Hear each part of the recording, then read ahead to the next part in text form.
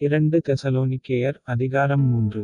கடைசியாக, சகோதரரே, உங்களிடத்தில் கர்த்தருடைய வசனம் பரம்பி மகிமைப்படுகிறது போல எவ்விடத்திலும் பரம்பி மகிமைப்படும்படிக்கும் துர்க்குணராகிய பொல்லாத மனுஷர் கையினின்று நாங்கள் விடுவிக்கப்படும்படிக்கும் எங்களுக்காக வேண்டிக்கொள்ளுங்கள். விசுவாசம் எல்லாரிடத்திலும் இல்லையே. கர்த்தரோ உண்மையுள்ளவர், அவர் உங்களை ஸ்திரப்படுத்தி தீமையினின்று விலக்கிக் காத்துக்கொள்ளுவார். மேலும், நாங்கள் கட்டளையிடுகிறவைகளை நீங்கள் செய்து வருகிறீர்களென்றும் இனிமேலும் செய்வீர்களென்றும் உங்களைக் குறித்து கர்த்தருக்குள் நம்பிக்கையாயிருக்கிறோம். கர்த்தர் உங்கள் இருதயங்களை தேவனைப்பற்றும் அன்புக்கும் கிறிஸ்துவின் பொறுமைக்கும் நேராய் நடத்துவாராக. மேலும், சகோதரரே, எங்களிடத்தில் ஏற்றுக்கொண்ட முறைமையின்படி நடவாமல் ஒழுங்கற்று நடக்கிற எந்த சகோதரனையும் நீங்கள் விட்டு விலக வேண்டுமென்று நம்முடைய கர்த்தராகிய இயேசு கிறிஸ்துவின் நாமத்தினாலே உங்களுக்குக் கட்டளையிடுகிறோம்.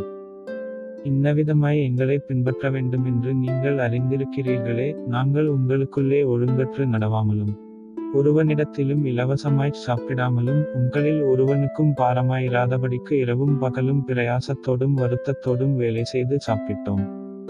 உங்கள் மேல் பாரத்தை வைப்பதற்கான அதிகாரம் எங்களுக்கு இல்லை என்பதினாலே அப்படிச் செய்யாமல், நீங்கள் எங்களை பின்பற்றும்படிக்கு நாங்கள் உங்களுக்கு மாதிரியாயிருக்க வேண்டுமென்றே அப்படிச் செய்தோம். ஒருவன் வேலை செய்ய மனதில்லாதிருந்தால் அவன் சாப்பிடவும் கூடாதென்று நாங்கள் உங்களிடத்தில் இருந்தபோது உங்களுக்குக் கட்டளையிட்டோமே. உங்களில் சிலர் யாதொரு வேலையும் செய்யாமல் வீண் அலுவற்காரராய் ஒழுங்கற்றுத் திரிகிறார்களென்று கேள்விப்படுகிறோம். இப்படிப்பட்டவர்கள் அமைதலோடே வேலை செய்து தங்கள் சொந்தச் சாப்பாட்டைச் சாப்பிட வேண்டுமென்று நம்முடைய கர்த்தராகிய இயேசு கிறிஸ்துவினாலே அவர்களுக்குக் கட்டளையிட்டு புத்தி சொல்லுகிறோம். சகோதரரே, நீங்கள் நன்மை செய்வதிலே சோர்ந்து போகாமலிருங்கள். மேலும், இந்த நிருபத்தில் சொல்லிய எங்கள் வசனத்துக்கு ஒருவன் கீழ்ப்படியாமற் போனால் அவனை குறித்துக் கொண்டு அவன் வெட்கப்படும்படிக்கு அவனுடனே கலவாதிருங்கள்.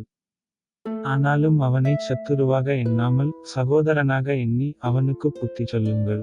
சமாதானத்தின் கர்த்தர் தாமே எப்பொழுதும் சகலவிதத்திலும் உங்களுக்குச் சமாதானத்தை தந்தருளுவாராக.